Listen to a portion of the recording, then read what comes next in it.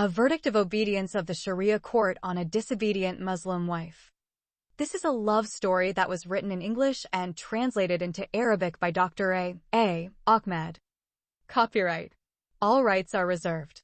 All characters in this book are fictional and any resemblance to real persons, living or dead, is purely coincidental.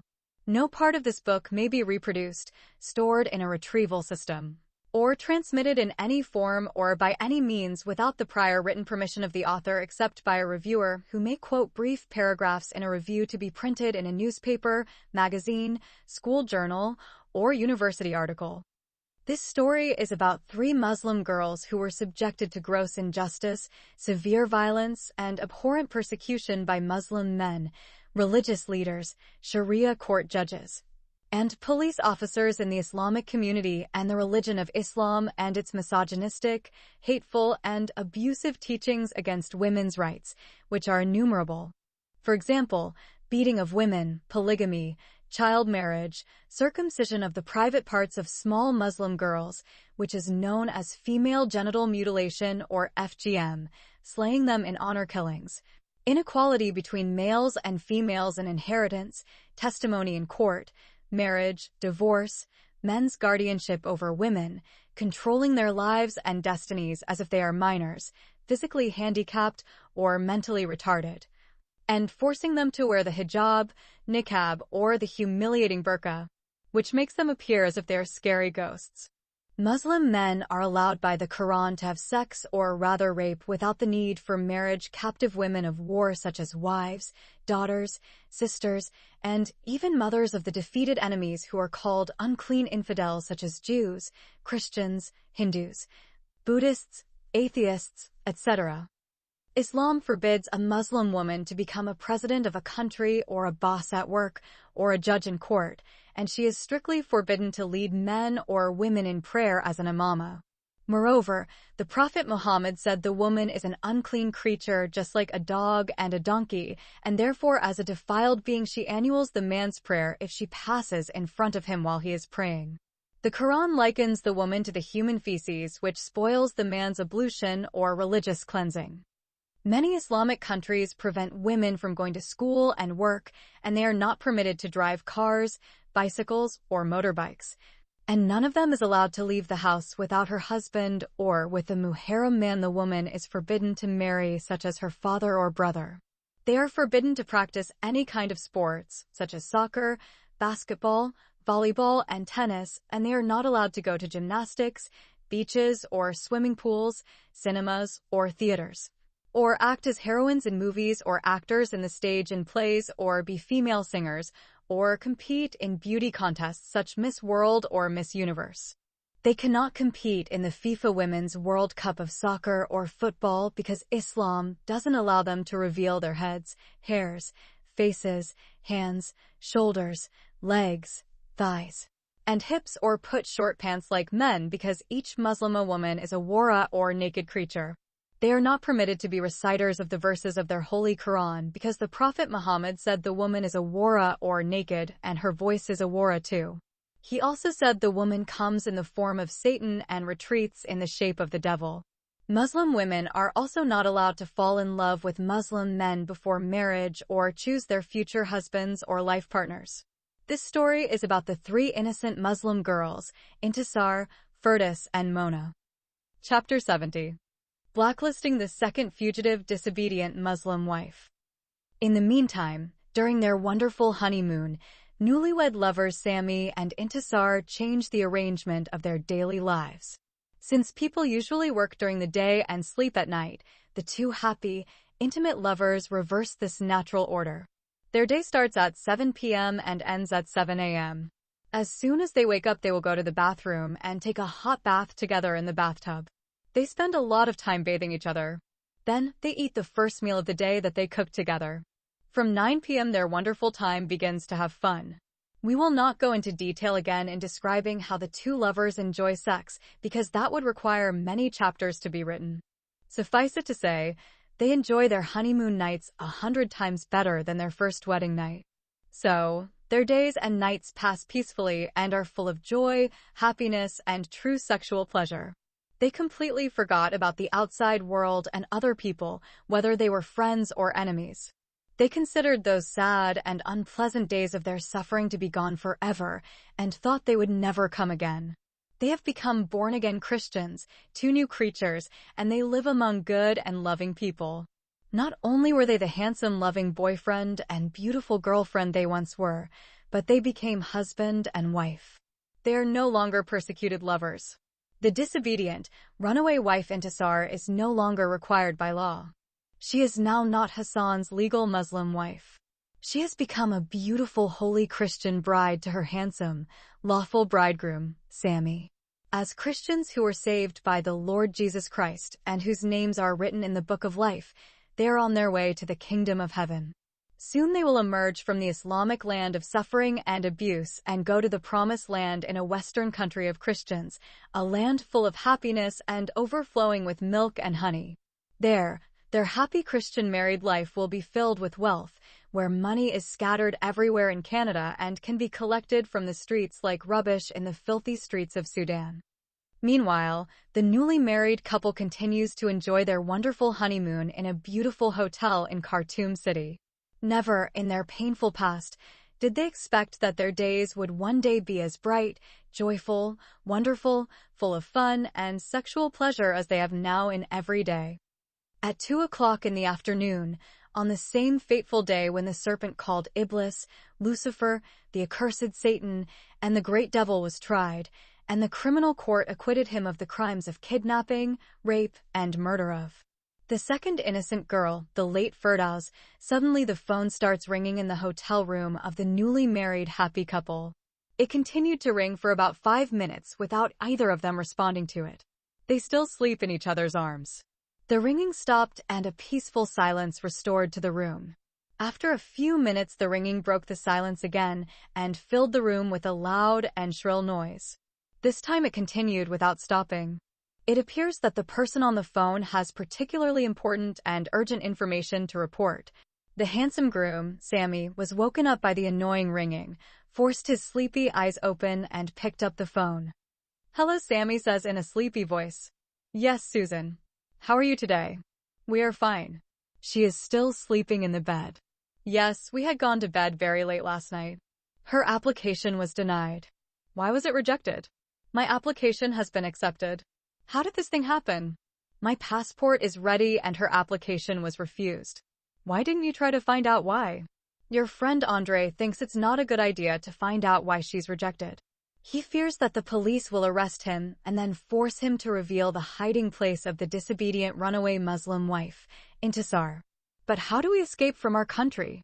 "As you know, we cannot live in this Muslim country as husband and wife. Your father knows that our conversion from Islam to Christianity and secret Christian marriage will not be accepted in Sudan. What you promised Intisar cannot be achieved now. How can we live all our married life hiding underground? Sooner or later, we will be exposed and then severely punished under Islamic law. They will kill as apostates and adulterers. The best solution is to destroy those Christian documents. Yes, I mean our baptismal certificates and secret marriage contract. These documents are not valid and have no value as long as we live in Sudan. I don't know what we should do now. I will tell my friend Intisar that you and your friend Andre are coming to visit us at the hotel in the evening. Please extend our regards to your lover. Bye, Susan." When the Coptic girl hung up the phone, Sammy slowly returned the receiver to the landline phone on the table. He couldn't believe his ears at the disastrous news he had just heard.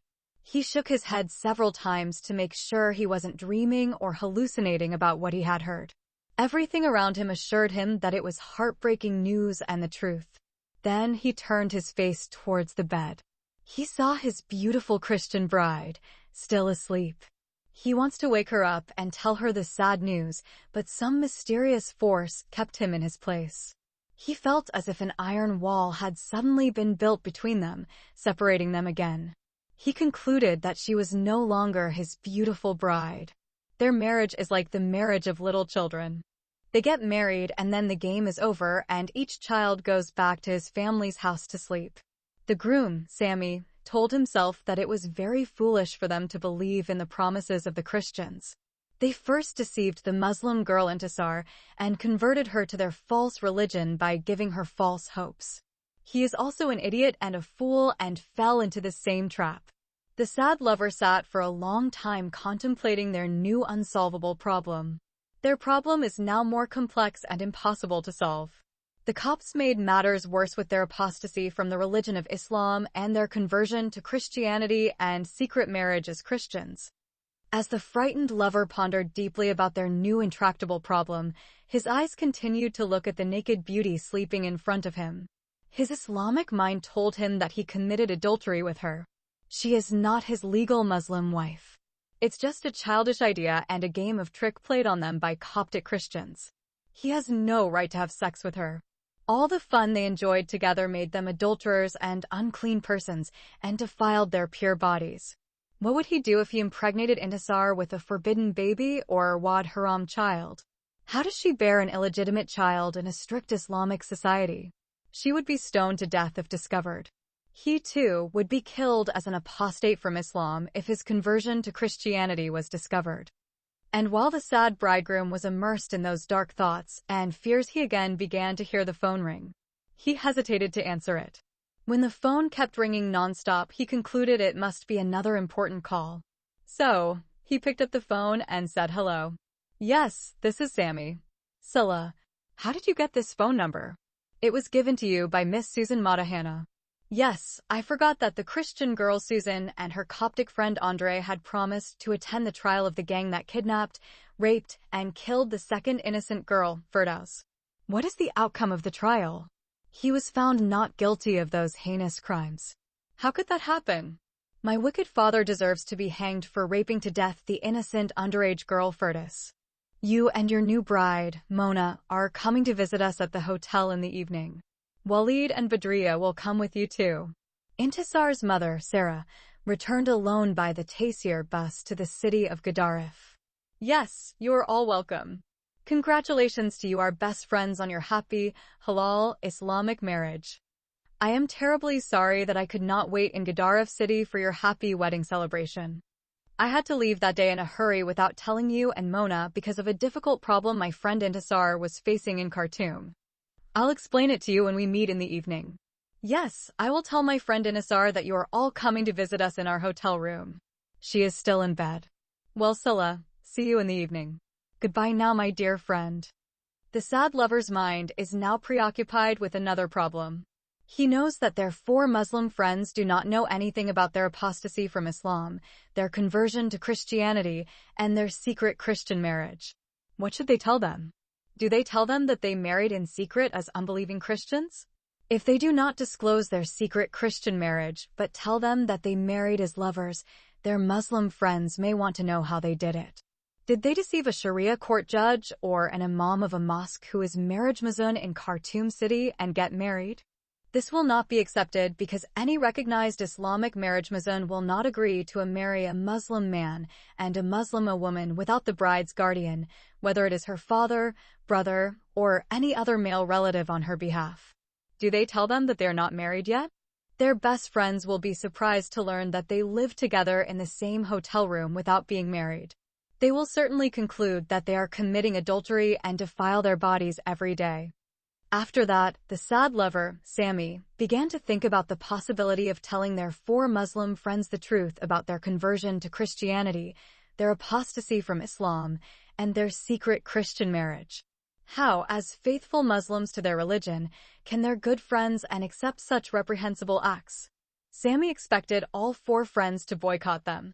They may even report their apostasy out of Islam and conversion to Christianity to the Islamic Police Authority in Khartoum city. Therefore, telling them the truth would only be asking for more trouble. They were sternly warned by the Christian priest Madahana and his Coptic family that no one should know about their apostasy, conversion to Christianity, and secret marriage. Even their Muslim friends and relatives should not know about it. This is the only thing that no Muslim man or Muslimah woman in the whole world will accept or tolerate. Even his father, mother, brother, sister, other relatives, or even his best friend will be the first to report the apostate to the police. Such an apostate Muslim may be killed by his relatives or best friend. The grieving groom knows that apostasy from Islam and conversion to Christianity is a heinous crime that is punishable by death and can never be tolerated in an Islamic society like Sudan. Therefore, the lover, Sami Osman al-Tayyib, refused the idea of revealing to their 4 Muslim friends, who are coming to visit them in the evening at the hotel, about their hateful apostasy and their forbidden Christian marriage. It's like a fool shooting himself in the foot. In fact, Sami's conversion is a false conversion. He did it because of his mad love for Intisar. Whereas his girlfriend's conversion is genuine, and she did so out of sincere conviction and true understanding. In any case, the sad lover remained bewildered, thinking of discovering a way to escape from the current problem before him. He thought of waking up his apostate beloved girl, Intisar, to tell her that they had to escape and hide their disgraceful acts somewhere before their Muslim friends Sulla, Mona, Walid, and Badriya came and discovered their abhorrent apostasy and shameful adultery. Before putting his thoughts into practice, the sad lover, Sami, continued to stare angrily at the face of his beautiful girlfriend, Intisar, who was still sleeping and dreaming sweet dreams with him. He can no longer see the beautiful face of the third innocent girl, Intisar, whom he fell in love with at first sight. She now appears to him as the whore of Babylon and the mother of all abominations. She deceived him with her abhorrent apostasy and wholly defiled his body with her shameful fornication. She is as guilty of a sham marriage as her alleged husband Hassan and his evil father. He blamed her for their abhorrent apostasy and secret forbidden marriage. She was the first to be deceived by the Christian infidels. Then she dragged him into Christianity and included him with her in her abhorrent and unforgivable religious crimes. Then a demonic thought entered the mind of the agitated lover. He must run away from her and leave her alone in the face of her crimes and shame. Before he could put his selfish idea into practice, the frightened lover heard the phone start ringing again. Tried to ignore it, but the phone kept ringing nonstop. Then he got up from his chair, picked up the phone, and asked angrily, "Who is there?" "Welcome." "Yes, this is Sami." "Yes, Susan." "What did you say?" "She can travel without a passport." "How could that be?" "What document are you talking about?" "Emergency travel document from the Red Cross." I had never heard of it before today. But Susan, because her application for a passport has been rejected, surely her name will be blacklisted everywhere in Sudan. Therefore, she cannot travel by plane because her name will be blacklisted at Khartoum International Airport. Yes, if she goes to the airport, she will put herself in great danger. I am absolutely certain that the Gaddarif police reported her escape to the Khartoum police. This is why the police of the capital city prevented her from obtaining a Sudanese passport and most likely added her name to the people banned from flying. In this case, her name has been blacklisted at every airport and seaport in Sudan. I think it's common sense. Even a child can tell. You will try to find out if her name is blacklisted at Khartoum International Airport or not. How will you find out? Your friend Andre can find out. He has a Christian friend from South Sudan in the Triangle Metropolitan Police Force who works at Khartoum International Airport. It is the only international airport in Sudan. Well, let him try to find out. Farewell, Suzanne. The news of the Red Cross emergency travel document prompted the deeply frightened lover, who was still a Muslim at heart, to put off his selfish idea of escaping from his apostate Muslim sweetheart who had become an infidel Christian in and out. As a result, the groom, Sami, felt that he did not need the speed to escape from his bride, Intisar, and leave her to face the consequences of her hateful actions. His hope now rests on the Southern Christian police officer whom Susan's Coptic friend will consult with at Khartoum International Airport. It is like the sword of Damocles hanging over their heads. Despite this slim hope, it will not solve their problem with their 4 Muslim friends, who will come to visit them at the hotel in the evening. Then the handsome groom decided to wake up his beautiful bride and tell her of the serious problem that they will face when their 4 Muslim friends come today. He wants to know if smart girl Intisar al-Zakiya can come up with a better solution than his cowardly choice to run from her and hide somewhere else. So, Sami got up from his chair and walked slowly towards the bed. When he got there, he sat next to Sleeping Beauty. Then he looked at her innocent face, which was like the face of an angel. This time saw her face full of innocence, peace, beauty, and love. Then he extended his right hand forward and gently touched her left cheek. Her soft cheek made making love to her sexy naked body bubbling up in his heart and calming his troubled heart and caused his dick to stand up like a cannon on a war tank. He kept moving his right hand up and down on her smooth cheek. The lovely naked bride woke up when she felt the touch of lovemaking from her handsome groom. She enjoys his touch. Even though she woke up from her sleep, she didn't say a word to him. She just placed her hand on his without opening her beautiful eyes.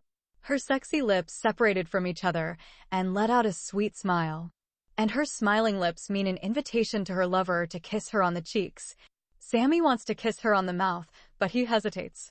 He knows the kiss will lead him into her embrace. The hug will inspire him to caress her naked body. Her naked body would make him want to have sex with her as husband and wife. Sexual desire will not be satisfied except in the practice of physical love by cramming his large erect cock into her small tight pussy, ejaculating semen, entering her uterus, and making her pregnant if she is not pregnant in advance. He will fertilize her egg, and together they will make a child. He wishes their first child to be a beautiful baby girl like her mother or a handsome baby boy like his father. But Sammy still doubts the legality of their secret Christian marriage. In the depths of his Islamic mind, he believes that the disobedient Muslim wife who escaped from the verdict of obedience is still bound by her halal Islamic marriage with Hassan. While these Islamic thoughts are spinning in the mind of the handsome naked Muslim groom, meanwhile, the beautiful and sexy naked Christian bride is eagerly awaiting a kiss on her sweet lips. When she was sure that her lover did not want to kiss her, the smile died between her lips, and a frowning face appeared in its place. Then she turned and pointed her face and body against the wall. Sammy tapped his finger on her shoulder to wake her up. He thinks she is still sleepy. But the naked bride ignored her groom and pretended that she was still asleep. He knows she has woken up, so he speaks angrily and asks her to talk to him. He said he had particularly important and urgent news to tell her. The angry bride became all deaf and dumb to his punches. What was the reason for her frowning? He understood that she was angry. So, the groom had to change his mind. He placed his lips on her bare shoulder and kissed her. This kind of superficial apology from a grieving groom can't change the sour mood of an upset bride. Then Sammy put his body close to her sexy naked body and extended his head and found her lips and kissed them. The angry bride understood that the kiss was only to make her happy, but it did not come from the heart that was always in love with her. Therefore, she continued in her angry mood. The groom placed his lips on his bride's right ear and whispered softly, "You know how much I love you, Intisar, so I hope you wake up." Those emotional and apologetic words made the situation worse. She thought in her heart, if he truly loved her the way they were before marriage, why wouldn't he show it when she wanted him to? The beloved Intisar thought that her lover was like many Sudanese lovers who believe that their secret love with their beloved girlfriends must end in marriage. Such lovers say to their beloved ones that there is no need to set a love trap for the sparrow after she has been caught and placed in the matrimonial cage. Or why buy honey from the store after tasting the bride's pussy? Or buy milk from the market when there is a free dairy cow in the house? Some of them reach the point of depravity to the point of believing that after marriage he does not need to go to the brothels of Abyssinian prostitutes, while in his house there is an open and available free pussy for his cock at any time he wants to cram in it. Fuck her, enjoy her naked body, and taste her honey. So, the frowning bride remains stuck in her grumpy mood. Groom Sammy put his hands slowly around her sexy naked body and touched her waist. Intisar pushed his hand away. This is their first quarrel after marriage. He did not give up. His naked body and erect cock like a cannon on top of a military tank pressed against her bare buttocks and was about to reach her little camel or small pussy from behind in dog-like fashion and shoot his fire inside her hairy cunt. Unfortunately, the naked bride withdrew her body from him and turned away towards the wall. The groom filled the space between their bodies again. She pushed herself back against the wall. He again went after her sexy body. She tried to push her big ass further, but found herself trapped against the wall. When she discovered that there was no refuge or escape for her, she surrendered to him. Her groom hugged her again, but this time she understood it was with true passion. He began to touch her naked body in every sexy and sensitive part. She loved his touch and caress, enjoyed it, and wanted more of it. She turned and hugged him. Now his big cock longs for pleasure and to go inside her little pussy. She feels that the sticky, swollen cock presses her large buttocks with a horn, wets them, and slides from time to time into the valley between them like a stick, as if he wanted to shove it into her ass from behind instead of poking her in front. Kissed her on the lips. She gave him her tongue. He started to suck the sweetness of the honeymoon nectar from her tongue and lips. She now feels that his kisses are not the same as before, but they are full of strong passion and intense sexual desire. She wants to feel his big, sticky, erect cock inside her wet little pussy and fuck her constantly and quickly until she reaches an earth-shattering orgasm while he is ejaculating his semen inside her. Chapter 71. The naked bride stuck inside bathtub. The handsome groom kept kissing the lips of his beautiful bride and sucking the honey nectar from her tongue. She cupped her lips to his and waited with anticipation for more real pleasure. Intisar now feels that kissing Sammy is not the same as before. It is filled with deep love and great fear. She feels that his embrace is like the embrace of someone who is afraid of losing what he holds in his hands and hugs between his arms and in his chest. So, she understood that she had to assure him that she would be his life partner forever, and no authority on earth or power in heaven could take her away from him. To prove it, she climbed onto his body and started kissing him with intense lust. She rubs her naked body against his nude body. She also began swinging her large bare buttocks in all directions. She just wants to motivate him so he can make love to her. Of all the sex styles she knows, she loves the cowgirl style of sex the most. She likes it when she strips completely nude and jumps on top of his naked body and has sex with him. This way she will be in control and do it on her own time. On the contrary, Sammy likes the style of dog sex. He tells her that he likes to come from behind and enjoy her big ass and reach for her small cunt and shove his erect cock like a cannonball into her tight pussy in that fun sexual way a dog fucks its bitch. He, too, will take the lead and do so at his own pace. When the two naked lovers disagree about what sexual style they should take, they always settle for the classic sex style called the missionary position. It is also known in Africa as the sex mode of our father Adam and our mother Eve, and in the Arabian Peninsula and the Middle East as the style of sex of our ancient ancestors who used to dwell in caves. Among human beings in the world, it is the most widely used sex modality. She is lying naked on her back, and he is lying on top of her while his cock is inside her pussy, and he is having sex with her as if he is digging a hole inside her or sawing her in two. But this is the sexual style that they both don't like. Young Sammy, who graduated from university, told his beloved Intisar, who completed the 10th grade, that classical sex style has been criticized by some contemporary European and American feminists as a kind of abuse of women. They argued that in such a degrading sexual position the male would subjugate, dominate, and have sex with the female by subjugation, and fuck the woman with his phallus in her pussy. In other words, he will fuck her pussy through coercion. In this way throughout history, men have subjugated women, sexually abused them, and possessed them as wives and prostitutes. It is the most widely used sex position among male criminals who have sex with females through rape. Feminists also debated and questioned why a woman could not sleep on top of a man, or a wife fuck her husband, or a girlfriend to her boyfriend. Why is the common belief all over the world in sex? It is said that a man fucks a woman. After all, sex is a mutual act, benefit, and sexual pleasure between a male and a female. Why is it not said in intercourse between the sexes that the woman is the one who fucks the man? Why people all over the world say the male fucks the female? Furthermore, feminists want the adulterer not to pay the prostitute when he makes love to her with his dick in her pussy. When they both have sex with each other, why does one pay and the other doesn't? If the prostitute gets paid for allowing the man to have sex with her pussy in this way, Then she proves to him that she is just a commodity that he can buy and fuck it with his cock inside her pussy until he sexually satisfies himself by throwing his semen into her camel and satisfying his greedy animal lust.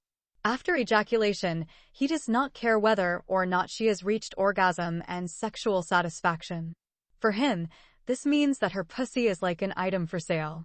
That apostasy from Islam and conversion to Christianity is a heinous crime that is punishable by death and can never be tolerated in an Islamic society like Sudan.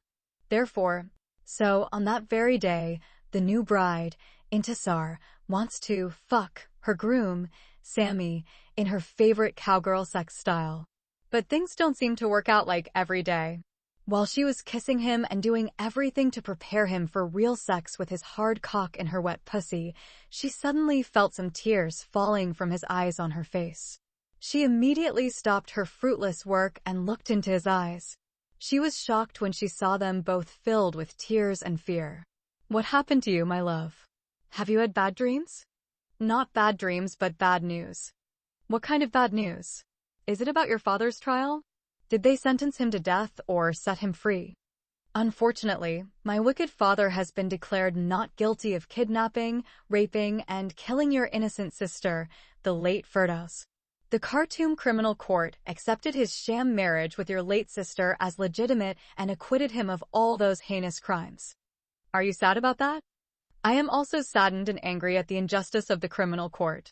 How can the judge and jury acquit such an evil man who kidnapped, raped, and killed my innocent sister Firdaus? Yes, he is supposed to be sentenced to death, and my father is to be hanged by his genitals for his heinous crimes. But the sad news has nothing to do with my father and his unfair trial today. I am saddened to hear of the other very disturbing news I have received over the phone a few minutes ago." "What other sad news are you talking about?" "Your application for a passport has been rejected, and my application has been accepted." When the beautiful naked bride heard the sad news, she fell on her back and buttocks, exposing her hairy pussy, and all kinds of sexuality came out of her mind and body as well. Even the many sexual placements of the Kama Sutra in the ancient Hindu religion books, which she learned through her lover Sammy, are broken with her. Tears began to fall from her beautiful eyes onto her soft, rosy cheeks like floodwaters during the mid-autumn African tropical rains. Then she took the pillow and laid it on her beautiful face and began to weep bitterly. She feels like the girl who woke up and found her house on fire. She feels deep sadness in her heart and great disturbance in her mind more than the day she came with her lover Sammy, her sisters Farida, Firdaus, and lawyer Silla from Khartoum City, after they spent 3 happy days during their imaginary honeymoon. Then they discovered that an Islamic marriage between her and Hassan Majub al-Hilali was concluded in the Grand Mosque without her consultation, consent, or presence. Now, on their real honeymoon in the Sudanese capital city, all their beautiful plans, promises, and hopes are burning with an unquenchable flame. Her sad lover put his hand on her shoulder and comforted her. "Please, sweetie, don't cry. It seems there is still a glimmer of hope. Your Coptic friend, Susan, said you could travel outside Sudan without a Sudanese passport. There is something called an emergency travel document that she and her friend Andre are trying to get from the Red Cross office in Khartoum. Will it be easy to obtain this document?" Susan seemed hopeful and seemed sure they could have it. "Now the other problem is Khartoum International Airport. Most likely your name is also blacklisted at the airport.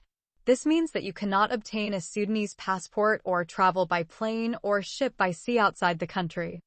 Before his bride could respond to the second intractable problem, the phone started ringing again. Sammy immediately stood up and took the phone. "Yes, Susan, we are waiting for your call." Yes, Intisar woke up. Her name is not on the blacklist at Khartoum International Airport. This is very great news. I will definitely tell her about it. Thank you very much, Suzanne, and also thanks to your friend Andre for his good police officer who works at the international airport. Okay, bye, Suzy. My beloved Intisar, Sammy shouted excitedly, your name is not on the blacklist at Sudan's only international airport. How did Susan know that? Her Coptic boyfriend, Andre, knows a Southern Christian police officer in the intelligence department who works at Khartoum International Airport. Through that senior responsible officer, They knew that your name is not on the blacklist at the only Sudanese international airport in our country. This means that you are not on the list of no-fly persons who are not allowed to travel abroad or exit through any seaport outside of Sudan. I am so glad to know this good news. After hearing this wonderful news, the beautiful, naked, and sexy bride expected her handsome groom to rush towards her and embrace her, and then they could start their fun and sexual pleasure. They still have a lot of fatty dishes on the list of sexual pleasures. She can play the role of cowgirl and continue the never-tired pleasure of sex throughout the joyous evenings and nights of their honeymoon.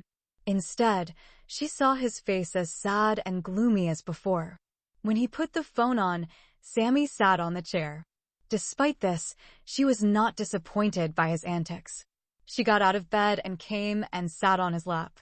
She is completely naked from head to toe. Sammy felt her warm body, but he controlled himself. Then Intisar brought her lips to his and kissed him. She wants him to be in the right mood and start fondling her nude body. She started again jumping up and down and moving her naked body and her big butt over his naked body and rubbing them and spinning in all directions as if she was riding a bicycle in the gymnastics hall while she was completely nude without underwear and bra. She won't mind even if her lover prefers to have sex with her through hot seat style or man chair style, which is also called love seat style. She was even prepared to go into any of the many types of sex positions he had learned together from the book of sex patterns that the beautiful Coptic girl Susan had given to her Christian friend, the lovely bride Intisar, as their wedding gift. Some of these many sexual styles include, but are not limited to, such as the lazy man style, the stairway sex position that ascends to the sky, the cat and mouse style, the David Copperfield style, which is also known as the trick-or-treat style, as in Halloween, the stand-up and delivery position, or the bike-style dragon position.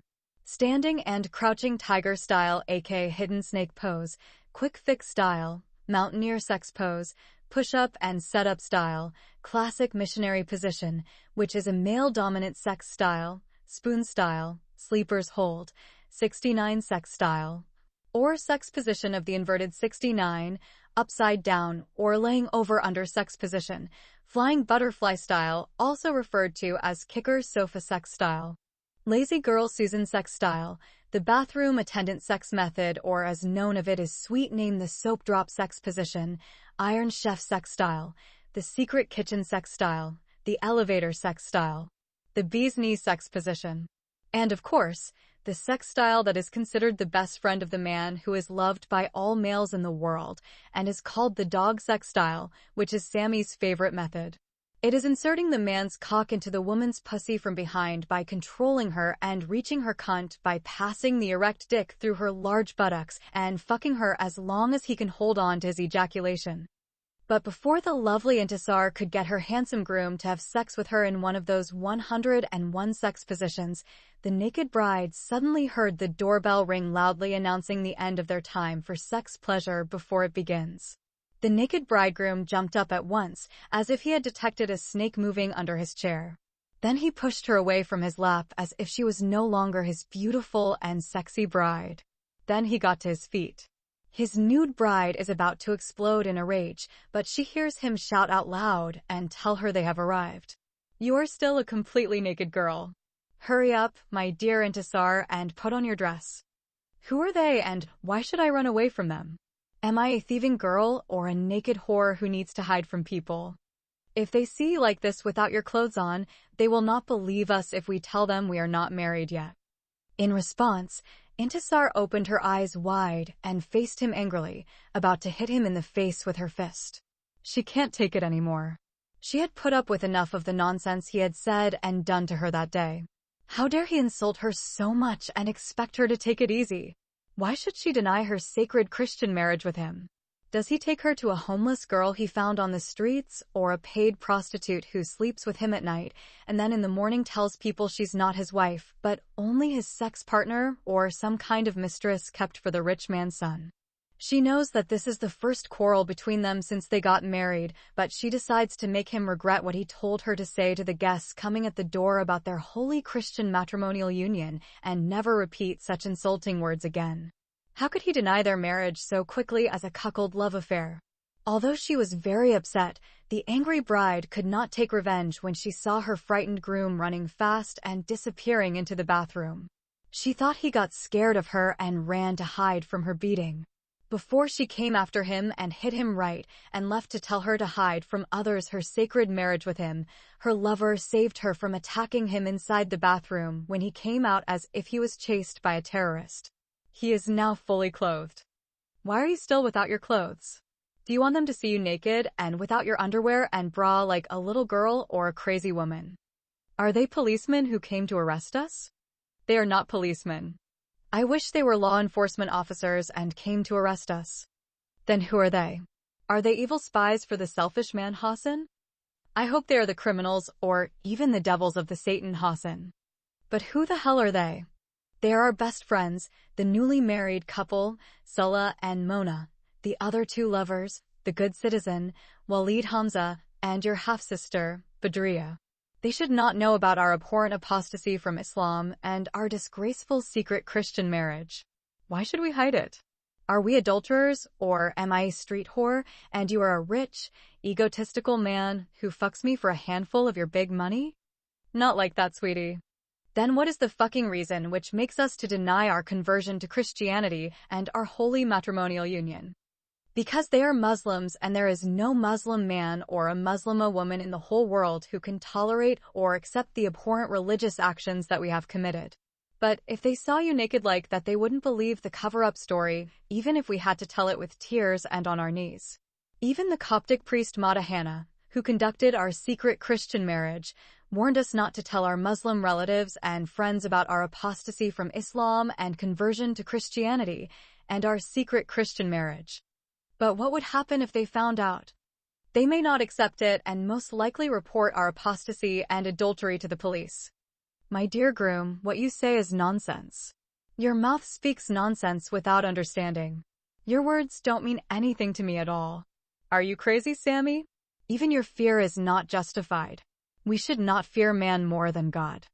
Please, sweetie, Intisar, this is not the time to argue. You should hurry up and put on your underwear and dress. I will open the door for them.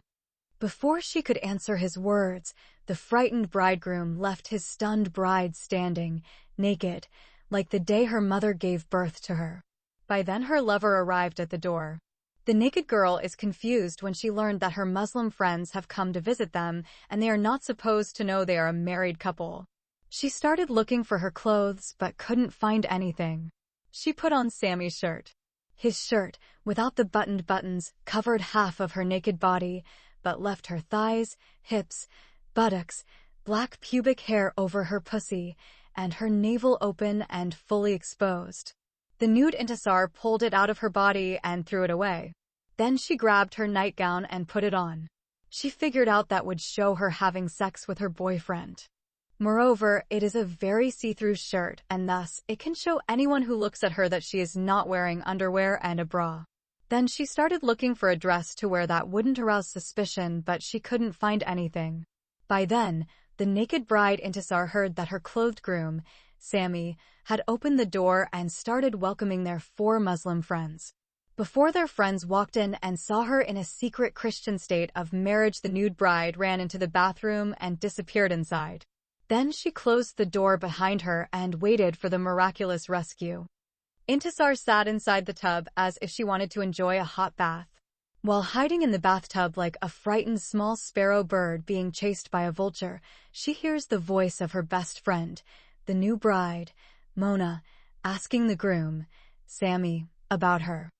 Where is my beloved, dear friend, Intisar? The first innocent girl Mona asked out loud. I miss her so much. I think she's in the bathroom. Is she taking a shower? I do not think so. Maybe she just went to comb her hair. In that case, I will go to her inside the bathroom. I can't wait for her to come out. When the new bride, Intisar, heard the steps of her friend, the new bride, Mona, she put her hands on the door to prevent her from entering. Intisar, open the door, please. It's me, your best friend, Mona. I really miss you. I miss you too, you so much, Mona. Congratulations on your wedding to Sulla. Wait for me outside the bathroom. I'm coming soon. Then Intisar heard her friend Mona's footsteps as she was returning. She felt relieved for a while. She remembered that sooner or later she had to go out and meet her Muslim friends.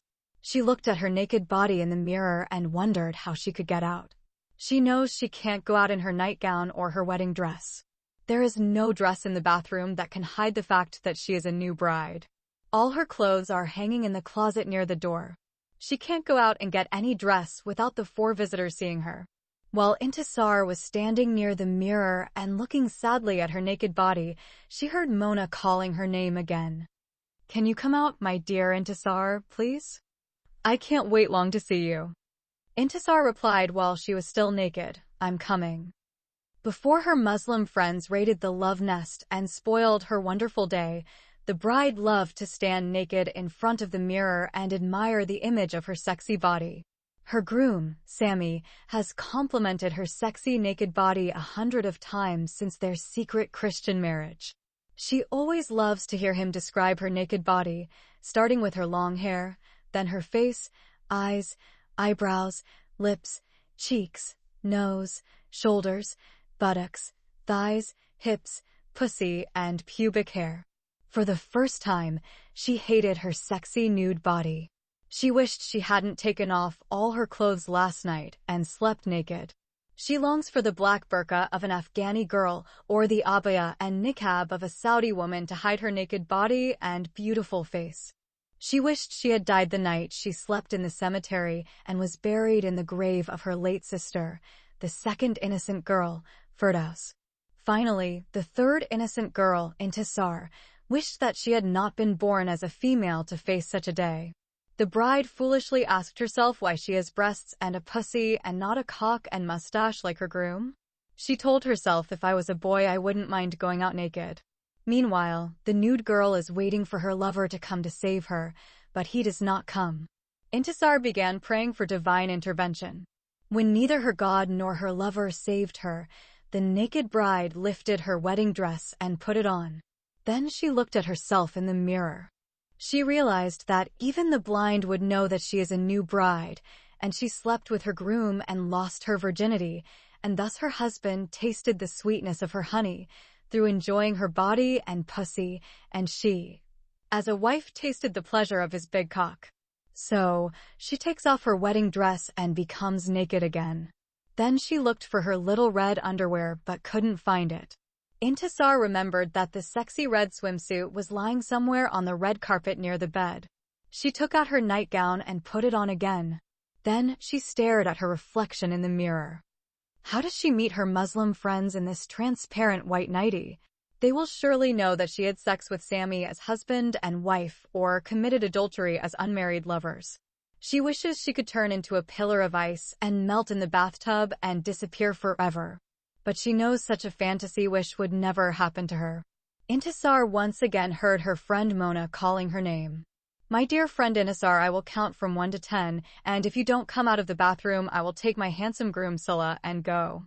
1, 2, 3, 4, 5. The friend Mona is not serious about her threat. She just wants to meet and cuddle her best friend Intisar because she misses her. Before the new bride Mona could reach number 10 on her count, the sexy nude bride, Intisar, came out of her shell. It's like a caterpillar emerging from its cocoon and becoming a beautiful, colorful butterfly with wings, or a burqa-clad Muslima girl stripping off her ugly black coffin and becoming Miss World in a swimsuit that exposed all the parts of her sexy body. She is wearing her white nightgown, which is very transparent. Every part of her nude body could be seen clearly. She doesn't have a bra on her big breasts or skimpy underwear covering her hairy pussy. She is barefoot. Her hair is not combed.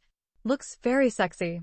She can make the priest of a church or the imam of a mosque fall at her feet and kiss them before beginning her to allow him commit adultery with her as Adam did with Eve and caused God to expel them out of the Garden of Eden. The sexy nude bride also looked very worried and scared.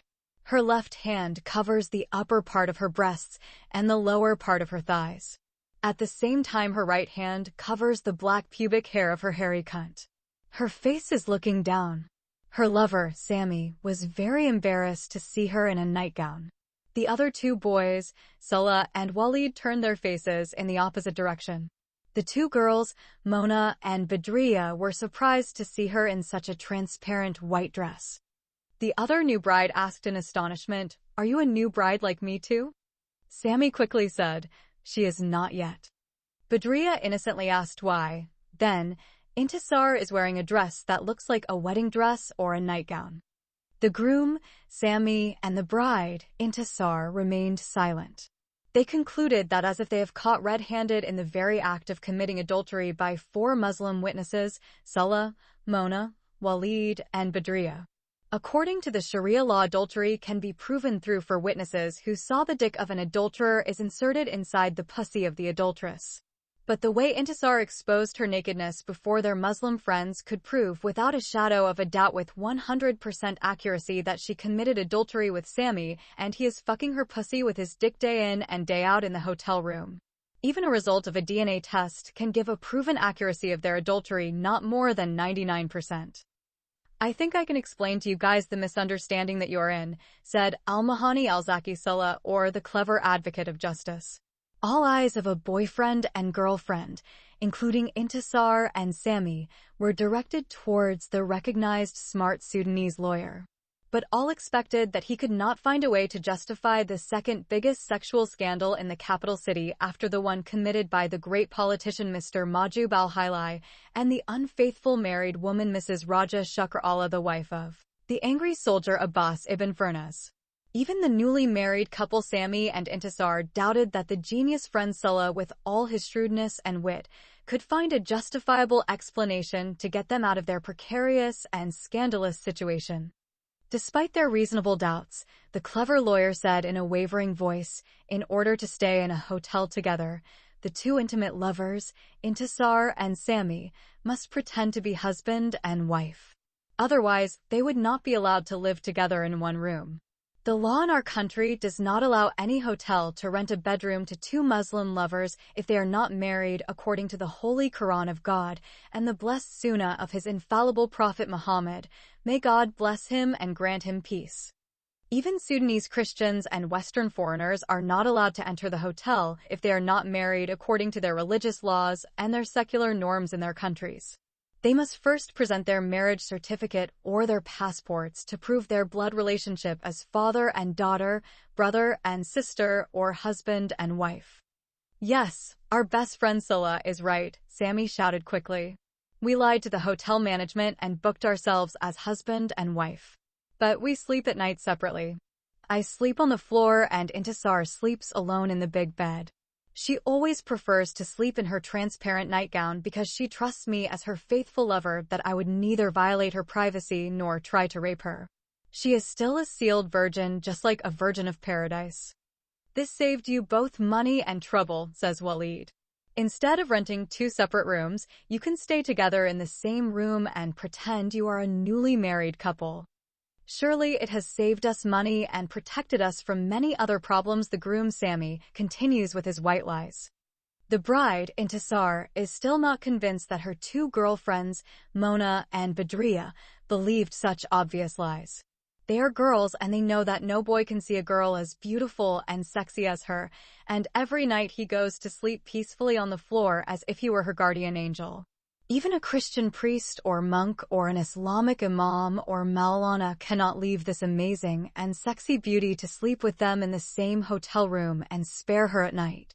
Even if a devout religious cleric could not convince her to commit adultery with him, he would certainly rape her and go to hell to burn for his unforgivable sin forever. Even if he is tied to strong chains, he will cut off his chains, attack her, and rape her while she is alive and fuck her sexy body as devouring a fresh apple in the tree of knowledge of good and evil in the lost paradise, just like a dog raping its bitch or a cock its hen. Anyway, the 2 girls, Mona and Badriya, went to the half-naked girl, the sexy Intisar, and each of them grabbed one of her hands and took her to the balcony to whisper their secrets and gossip, while their 3 friends, Salah, Walid, and Sammy, stayed in the hotel room. "We learned from the Coptic girl Susan that you and Intisar were planning to travel abroad, but she did not tell us the details," says Salah. Yes, we have applied for refugee asylums, and if we get them, we are expecting to be sent by the UN for resettlement in a Western country, such as the USA, Canada, or Australia. We hope that our applications will be accepted on the basis of the harassment that Intisar is subjected to by the Sharia court, the policeman, and her alleged Muslim husband, Hassan. Do you think that the UN office in Sudan will grant you the status of these Eritrean refugees? Walid asks. Of course, they will if we can prove to them the plot of these evil people and the so-called verdict of obedience that prompted Intisar to flee Gaddaref city and wander aimlessly through the streets of Khartoum city. Wherever she went, she was sexually harassed, treated like a sex slave, and twice narrowly escaped attempted rape. Due to her dire circumstances, she was forced to attempt suicide in the waters of the Nile River. At the last moment, God saved her life and brought her home to the loving Coptic family.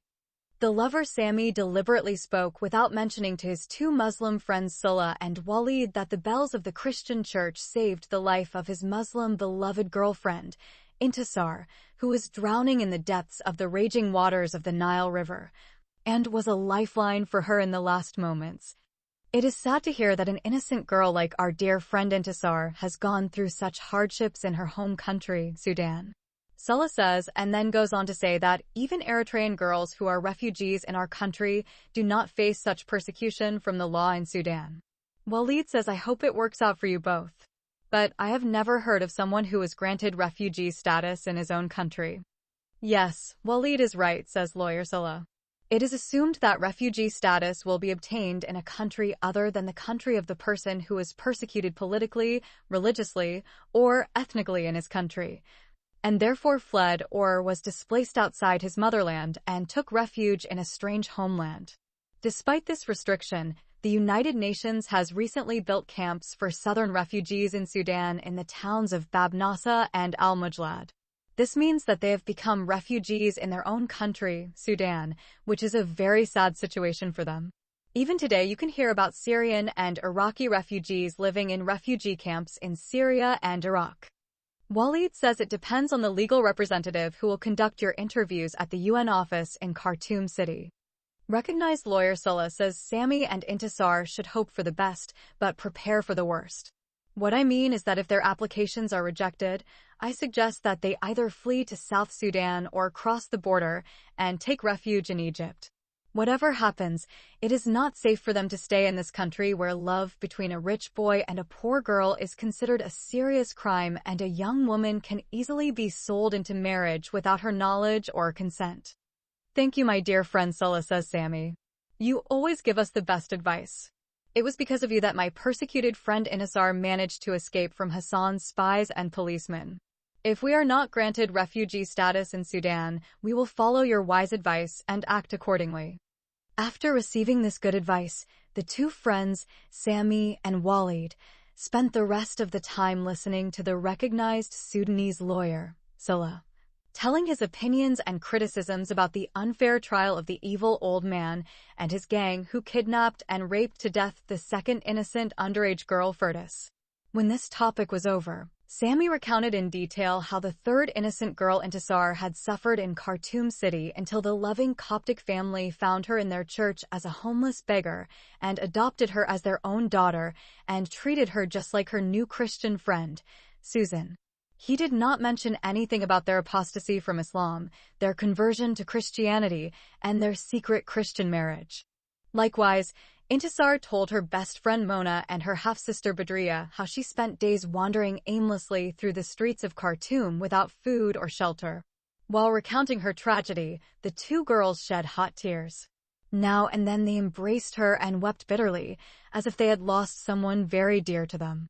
At 8:30 p.m., the four Muslim friends, Sulla, Mona, Walid, and Badria, bid farewell to their best friends, Intisar and Sami, and left the hotel.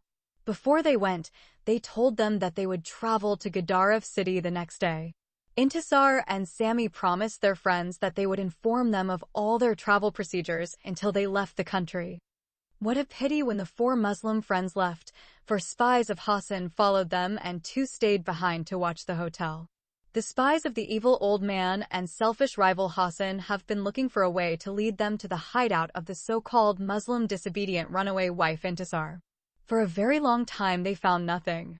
They finally found the clue that took them to Hassan's missing bride when the four friends walked hand in hand outside the Khartoum criminal courtroom, stopped a taxi, and gave the driver the address of the hotel that the Coptic girl, Susan, had given to the lawyer Sulla. 6 spies stopped 2 taxis and followed the 4 friends' cab. Though that day, as soon as their 4 Muslim friends leave their hotel room, the beautiful bride and her handsome groom embrace each other as they are about to start their all-night sex fun. Do you think, my love, that our friends believed us when we told them we were not married? The half-naked bride whispered in the ear of her bridegroom. Yes, they probably believed Sulla's white lie if none of them had seen that little piece of my underwear lying there. The eyes of the handsome groom followed his pretty bride's finger to what she was pointing at. He was astonished when he saw her red underwear or swimsuit or her sexy little red lingerie lying in front of the big bed while it was staring the whole time at the faces of their 4 Muslim friends. Chapter 72. The dire conditions of Eritrean refugees in Sudan. At the time when newly married Sudanese couple Intisar and Sami falsely claimed that they were foreign refugees in their home country, there were more than 1 million Eritrean refugees in Sudan. Hundreds and sometimes thousands of displaced foreigners cross the Ethiopian border every day and enter Sudanese soil. They walk for days. On the way they will be without edible things to eat and healthy water to drink. Most of them walk barefoot with little clothing on their bodies to protect them from the harsh heat of the blazing African sun during the day. They will be troubled by millions of flies during the day and billions of mosquitoes at night. Many of them will die on the way due to lack of food and water. Some of them will be killed by wild beasts, poisonous snakes, and scorpions. Toddlers will turn into skeletons with big heads. When you see them, they look like scary creatures just like black ghosts. Old and young look like people came out of their graves. They can hardly be accepted as living human beings. They carry on their emaciated bodies all kinds of diseases and viruses. Most UN staff, workers, doctors, and nurses are afraid to touch or approach them. Every few minutes, many of them die and no one can bury their bodies. Once these Eritrean refugees enter Sudan, UN officials will receive them and keep them in the refugee camps. There are 2 camps to house them: emergency camps and settlement camps. Emergency camps have been set up near the border. Those who survive are put into those frontier camps. After receiving proper food and medical care, they will be transferred to settlement camps. These permanent camps or settlement camps are located near large Sudanese towns and cities. According to UN regulations, these refugees are not allowed to go out unless they get notarized written permissions from the police authority in their camps. Permissions will be granted to refugees who have real reasons to leave their camps. Reasons such as serious illness or permits granted by the United Nations to a select few to travel to the Sudanese capital city and apply for resettlement in developed Western countries.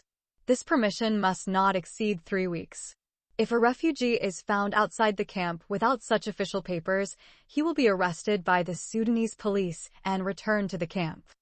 Camp life may be suitable for these refugees who have come from villages and small towns in Ethiopia. City Eritrean people find this life very boring. There is no kind of entertainment. From morning to evening, refugees will stand in lines to get their food and medicine. Otherwise, they will spend the time sitting idly near their tents or inside their small huts. This kind of life will not be accepted by Eritrean high school and university students.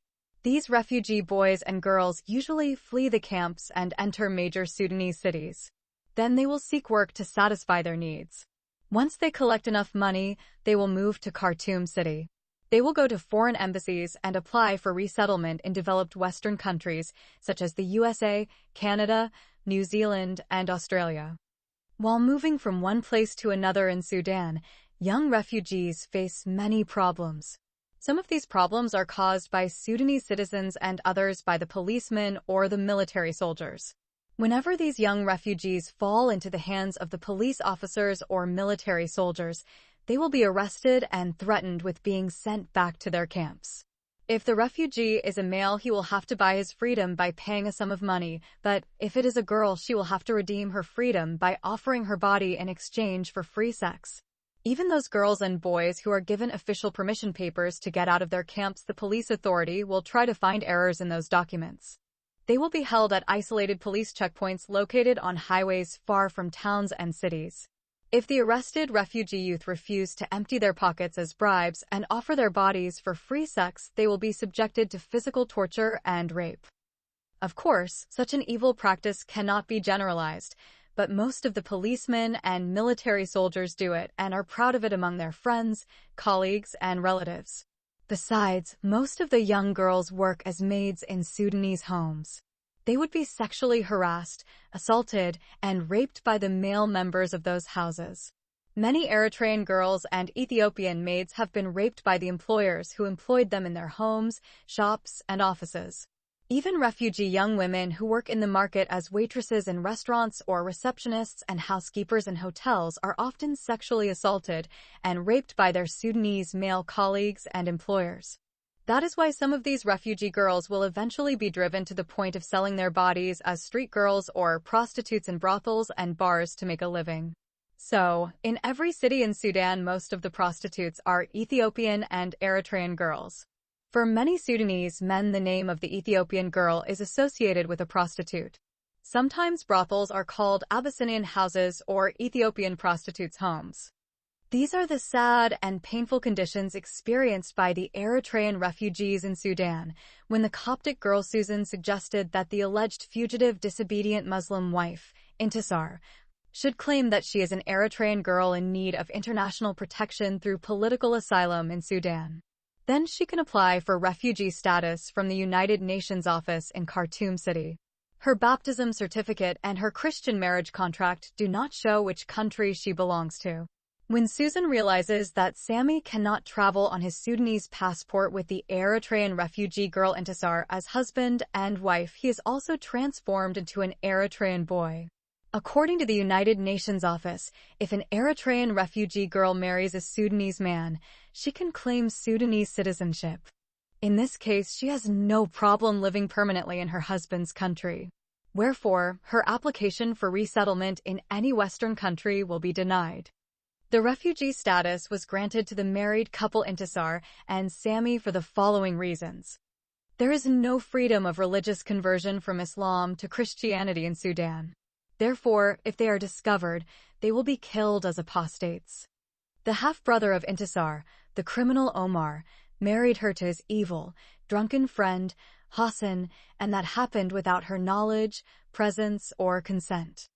When she refused to live with her brother's friend as a husband and wife, the Sharia court judge issued a verdict of obedience against her and tried to take her by force through policemen to the house of obedience to her alleged legal husband. For this reason, the so-called disobedient Muslim wife, Intisar, fled from her family's house in the city of Gadaref and came to hide from the policemen in the city of Khartoum. While roaming aimlessly in the streets of the Sudanese capital city without money, food, shoes, or shelter, the runaway girl, Intisar, was sexually harassed by several men. She survived 2 rape attempts. Her first attempted rape occurred the day a pimp lady known as Alam Nafisa deceived her and tried to force her into prostitution. She took her to her brothel house and promised her that she would provide her with shelter, food, and a good job. Therefore, she seduced her that she would earn a lot of money through that bright promise, but in reality, the pimp woman, Mother Nafisa, intended to make her newly adopted daughter Intisar a high-ranking prostitute. Intisar did not know that she had been brought to a brothel house until someone assaulted her while she was sleeping and tried to rape her. She escaped from this brothel in the middle of the night and spent the rest of her night sleeping all alone in spooky graveyards called Magabir al-Ad Shafi. The second rape attempt occurred when she was working as a maid, or rather a slave, in the house of a military major named Syed al-Sinasni. In that house she was treated like a lowly maid and a cheap sex slave, and so in the middle of the night the major attempted to rape her. She was miraculously saved by his wife. After that, his wife beat her and kicked her out of her house at 4 a.m. She accused her of being a paid prostitute who came to her house to tempt and seduce her good husband through her bad dress and half-exposed naked body and made him to commit adultery with her. Then the expelled homeless girl Intisar spent the rest of that night sleeping in a fisherman's boat. When all the doors of hopes were closed in her face, Intisar attempted suicide. Fortunately, when only her neck remained on the surface of the waters of the Nile River, she heard the ringing of Christian church bells and changed her mind. Then she got out of the Nile River and went to that church where she met a very loving Coptic family. These Copts adopted her and treated her ever since as their own daughter. Through their unfailing love which the good Copts showed to her and comparing their Christian values with the laws of her Islamic Sharia, the fugitive Muslim wife, fleeing from justice and the verdict of obedience, Intisar left Islam, converted to Christianity, and became a Christian girl. As a university graduate and a high school student, Sammy and Intisar were unable to find suitable jobs in Sudan. They would also like to do more university studies in a Western country. These 10 compelling reasons prompted the United Nations office in Khartoum to accept their applications. Once their applications were accepted and they were granted refugee status, Intisar and Sammy went to the British Embassy and applied for resettlement in Canada. Canada does not have an embassy in Sudan, and this is why the British Embassy does its business in Khartoum. At the embassy, the two lovers got many, large and complicated official papers to fill out. It took them a day to complete those documents. Also, along with the numerous official papers, they are asked to fill out long questionnaires. These questionnaires are required to identify their political and religious activities that led them to flee their native land Eritrea and become refugees in their new host country, Sudan. Upon submission of these documents and questionnaires, they were called for interviews. Then their interviews were conducted and their cases accepted. After that, the two persecuted lovers received medical forms and were told to go for medical examinations. The result of the medical examination showed that the beautiful bride, Intisar, is pregnant by her handsome groom, Sammy. This is the happiest news the newlywed lovers heard in their lives. Finally, the newly married friends received their immigrant visas and free airline tickets. With these important documents in hand, the newly married couple went to the Red Cross office and received emergency travel documents. This migration and resettlement process from Sudan to Canada took just over a month to complete. At that time, Sammy and Intisar lived in the home of Reverend Matahana, disguised as Eritrean refugees. Their plan worked well, and the two spies did not recognize them when they left the hotel and moved into the Coptic family's residence. From the hotel, the last hope of spies disappeared. When his hope to locate his so-called disobedient Muslim wife fleeing from the rule of obedience was frustrated, Hassan reduced the number of his spies to 3 again. The wise restaurant servant James and his 4 Christian co-workers have been kicked out by the selfish, rejected lover Hassan. He did this because he decided to steal the huge amount of money given to him by the rich old man to pay them for their spy services. By the way, after his exit from the abyss, Satan incarnate, Osman al-Taib, and his evil imam, Maulana Satan Marzik, are staying in a 5-star hotel in Khartoum City. Then the so-called legitimate Muslim husband, the despicable Hassan of the allegedly disobedient Muslim wife, Intisar, left Khartoum and returned to the city of Gadaref with the notorious womanizer, Mr. Fata Karer.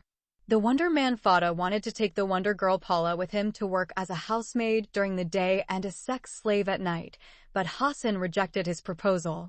The rival lover refused to accept Paula into his house as a sex slave because the notorious womanizer Fata raped her out of wedlock and actually made her pregnant with his baby. Hassan is afraid that the Muslim neighbors might stone to death the adulterer Fata and the adulteress Paula if they find out that she gave birth to an illegal genie or an illegitimate child. The Wonder Man said he could not marry the Wonder Girl because she was an infidel Christian and he already had 4 Muslim wives hanging on his ropes. He knows that Islamic law will not allow him to marry more than 4 women at the same time. At first he decided to treat Paula as his right-hand possessed female slave and have sex with her without marriage. Hassan told him that such an inhumane slavery sex practice was permissible at the time of the Prophet Muhammad and his 4 rightly guided caliphs, and the Muslims who followed them until the mid-20th century. But today, because of the Charter of Human Rights, such halal Islamic sexual activities that were practiced by Muslim men in the recent past are considered sexual slavery and will put him in great trouble with women's rights and human rights activists in Sudan. Therefore, he may go to prison and be convicted as a slave trader like Al-Zubair Pasha, who used to enslave thousands of Sudanese, and the womanizer like Osman al-Tayyib, or be executed before his adulterous boss, Mahjoub al-Hilali, who is being held in the intensive care unit in a hospital in Khobar prison, is stoned to death. Behind them, Hassan and Fada left the chief spy Tia and his two thugs, Yeager and Nisar, to search all over the country for the disobedient runaway Muslim bride, Intisar. Tia decided to stay in Khartoum city and sent his two men to other places in the triangular outskirts of the capital to continue searching for the wanted wife. 2 weeks later, the rejected selfish lover, the despicable Hassan, married his cousin, a classmate of Intisar's school for girls. Her name is Sahsan Maman al-Hilali. She is legally considered his second Muslim wife. After the wedding, the groom, Hassan Mahjoub al-Hilali, decided to take his new bride, Sahsan Maman al-Hilali, to Khartoum city for their honeymoon. He chose to spend his honeymoon in Khartoum, hoping to find his beautiful missing and runaway bride Intisar. He wants to be a polygamist and have 2 wives at the same time. While the new groom Hassan and his sex slave, the new bride Sahsan, are traveling to Khartoum, he discovered that the newlywed lovers Salah and Mona are traveling with them on the same bus. A demonic idea entered his evil mind. He guessed correctly that this couple could take him to the hideout of his sweet, runaway first Muslim wife Intisar and her handsome lover, Sami. He knows that his first wife is 1,000,000 times more beautiful than his second wife. That is why this selfish and lustful man wants by hook or by crook to reach her, sleep with her sexy body, and enjoy the sweetness of her beauty, which has no equal in his country. Even if he could fuck her small pussy with his big dick for 1 day and 1 night, only after that if the police send her to the gallows and hang her to death, he would not care about her execution. Chapter 73. Farewell Party for the 2 Immigrant Lovers. The selfish lover Hassan, who is like a puppy dog in love with a beautiful sexy third innocent girl, Intisar, decides to follow the 2 lovers, Salah and Mona, wherever they go, until he discovers their place of residence and why they are traveling to Khartoum. He is quite sure that they will take him to the hideout of his escaped Muslim wife, Intisar. The last time he saw them was inside the criminal court in Khartoum Bari, when the cursed old man was tried and acquitted of his heinous crimes of kidnapping, raping, torturing, and killing the second innocent girl, Firdaus. Through the pleading of the recognized lawyer for the second victim of kidnapping, rape, and murder, Hassan learned that the first innocent girl, Mona, had become his legitimate Muslim wife, and thus replaced his late beloved Firdaus in his wounded heart. On that day, after the end of the unfair ruling, Hassan ordered his spies to follow the newly married couple, Salah and Mona, along with the other 2 friends, Walid and Badriya. Although the 4 friends Salah, Mona, Walid, and Badriya did not know that they were being followed all along, they unknowingly took Hassan's spies to the hotel where newly married Christian lovers Sami and Intisar were spending their honeymoon. After their short visit and leaving the hotel, 4 spies followed them, with 2 remaining behind. These spies continued to follow the 4 good lovers until they returned with them to their city, Gadaref, the next day. The 2 remaining spies spent a few days watching the hotel without discovering Sami's or Intisar's hiding place. When they were unable to see the runaway rebellious wife who was wanted to be found, arrested, and transported by the police to the house of obedience, her alleged husband, Hassan, asked them to leave the hotel and resume their previous search in different places in the capital city of Sudan. After that, the remaining 3 spies did not discover the place where the alleged fugitive disobedient wife, Intisar, was hiding and thus failed to hand her over to the police authority and the house of obedience to her so-called legitimate Muslim husband. On that day, when the Al-Tazir bus reached its final destination, the 2 lovers, Salah and Mona, took a taxi and traveled to the Star Hotel, which is located near Khartoum International Airport. The groom, Hassan, and his sex slave, the new bride, Sasan, followed them in another taxi. The new bride has no idea what's going on in her evil groom's mind. Then the selfish lover Hassan called Chief Tia and gave him the address of the Star Hotel and asked him to keep an eye on Sulla and Mona. Then he took his bride, Sasan, to a nearby hotel and booked a room for their honeymoon. Although he does not love the new bride, he marries her to satisfy his insatiable sexual lust, which only the fires of hell can satisfy. He is still a love puppy maddened by his sexual obsession with the unmatchable beauty of his so-called disobedient and runaway Muslim first wife, Intisar. He believes that she has become his legitimate Muslim wife by divine right granted by God Almighty and his honorable Prophet Muhammad, may God bless him and grant him peace, and her guardian criminal half-brother Omar, conducted by the imam of the largest mosque in his city. So, by the power of the police, he has the right to bring her into the house of his obedience. Then he can treat her as his wife, maid, and sexual slave, and rape her pussy with his cock day and night until he subjugates her with his whip and tames her with his stick, transforming her from a disobedient, rebellious, runaway wife into a submissive and obedient slave girl, like a domestic animal such as a dog, a goat, a donkey, or a cow. When he feels sexually satisfied with his first and second wives, Intisar and Sasan, he can search for 2 additional underage teenage girls and include them as a third wife and a fourth wife to the list of his harem women. His crazy love for what the judge of the Sharia court considered to be his disobedient first Muslim wife Intisar will eventually turn into a mere sexual predatory lust for a sexy female body of a beautiful teenage girl of 17 years of age. When that selfish lust is satisfied, he will treat her as a human body lacking in religion and reason and will use her as his maidservant and harm her as a slave in every evil way possible. It's like a piece of fresh meat he devoured and finally came out of his filthy ass like his rotten poop. Islam allows him to go and find new thighs for another teenage girl, buy her as a third wife, and rape and assault her, as he used to do with his first wife, Intisar, and his second wife, Sasan. The same Quranic verse in Surat Al-Nisa 4, verse 3 allows him to find another virgin pussy of an underage girl and rape her as wife number 4. Anyway, on that day, the newlywed lovers Sulla and Mona, as the selfish Hassan expected, came to Khartoum City to meet the newly married couple Intisar and Sami and bid them farewell. On the same evening, the Christian girl Susan and her Coptic family organized a small farewell party for the newlywed lovers, who are immigrating on the following day to the promised land of Canada, which overflows with milk, honey, and abundant money. A very select few are invited to the farewell private party, and it was Sami who insisted on inviting his close friends Sulla Ahmed Hassan Saleh and his beautiful bride, the first innocent girl, Mona Sulla Eldin Hashim. The Coptic priest, Mata Hanna, advised Sami and Intisar not to inform anyone about their conversion to Christianity or to invite their Muslim friends or relatives to their secret, holy Christian marriage. He also expressed his firm belief based on his many experiences in dealing with apostate Muslims who descended from the Nuba Mountains and the Darfur region. Therefore, his wise advice is that the new Muslim apostates, Intisar Sami, should not tell anyone about their emigration trip to Canada and their farewell party.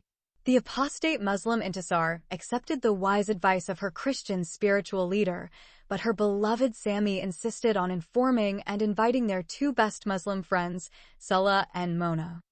Although the Coptic pastor Mata Hanna has given wise advice to the 2 apostate lovers and is a faithful servant of Jesus Christ and shepherd of his sheep in his church and anointed man of God with the Holy Spirit, he has made other grave mistakes in critical and important decisions.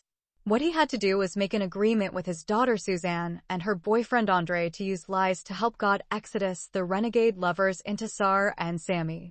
The Bible shows us that God does not need our lies to help him. If we trust in him, he will surely help us no matter how intractable our problems are. He will do more good things for us and bless us more than we can do for ourselves.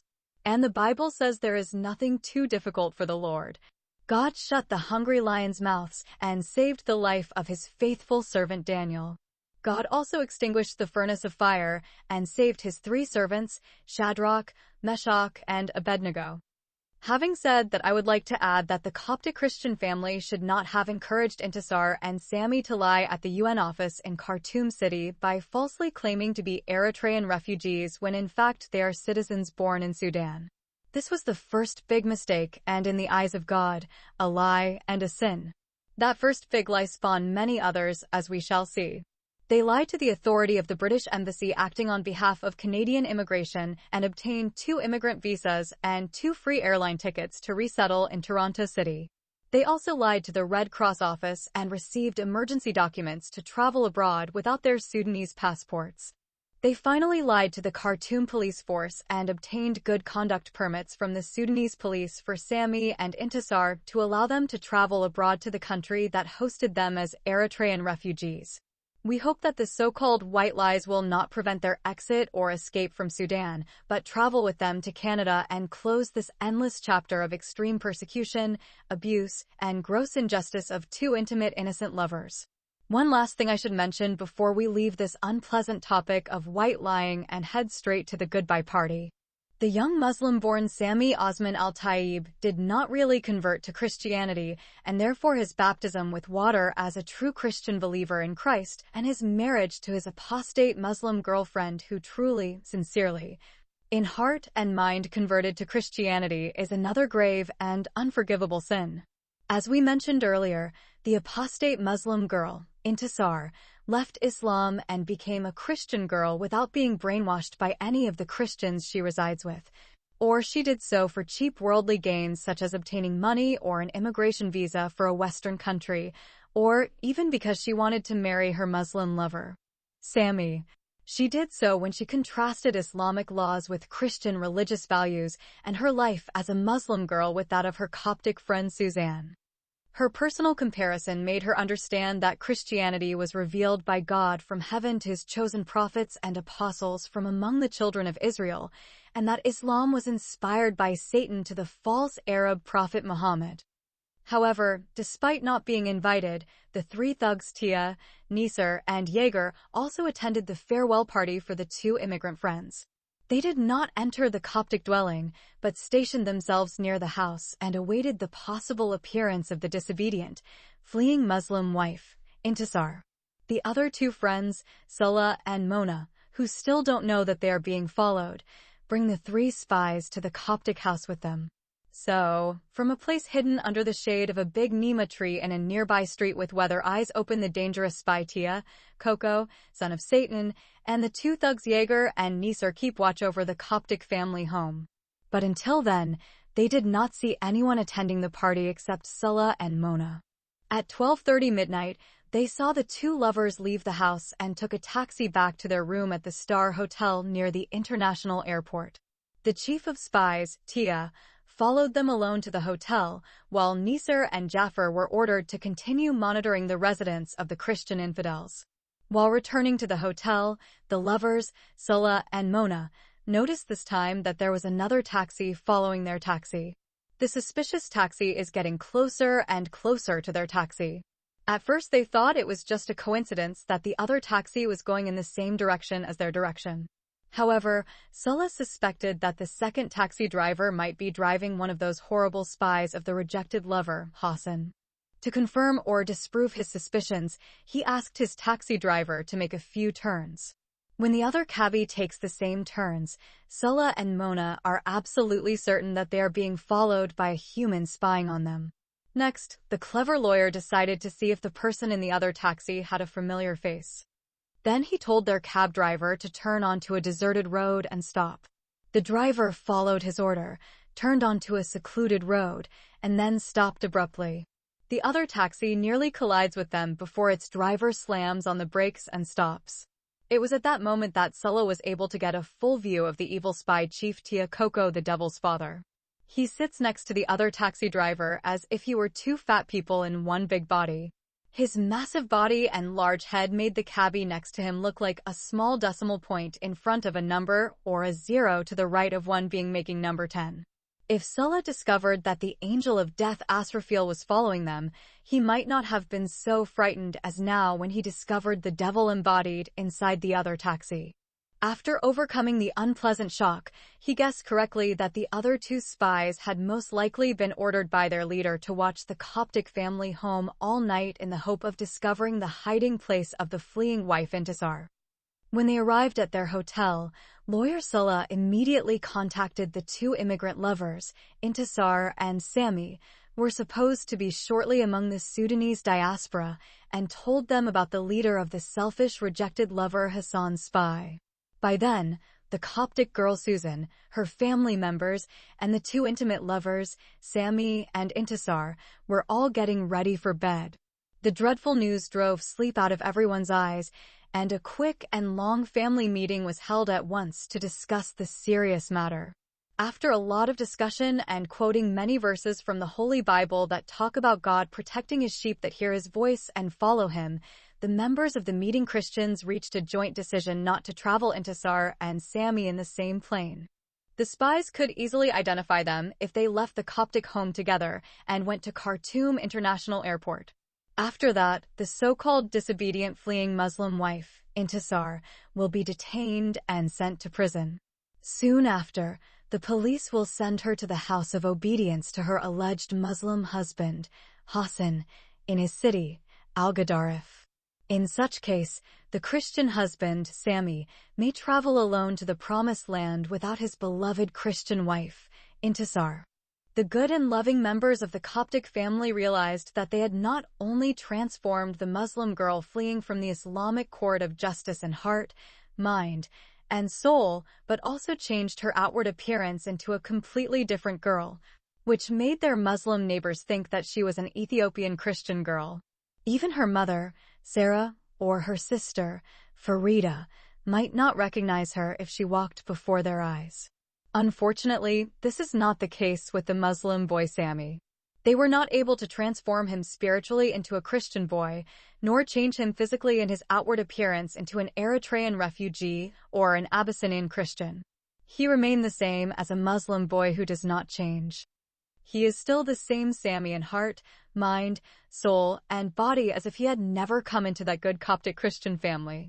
That's why they correctly surmised that the spy Tia and his two thugs who were following him from the house of the prostitute to the house of God traveled with him on the same bus to Khartoum and are about to walk with him in the Christian church. They will easily recognize him as soon as they see him. This brilliant idea of flying in two different planes was criticized at first, but when there wasn't much time left, the Coptic family and the two persecuted lovers clung to it. When this collective decision is reached, newlyweds Intisar and Sami have only 14 hours left to escape the country of persecution and abuse and travel to a promised land overflowing with honey and money. T.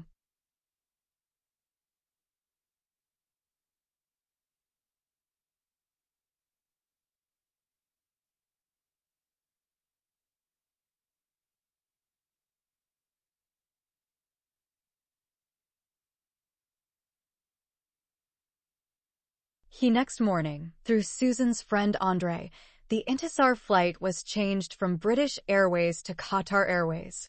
Her new flight is scheduled for 3 p.m.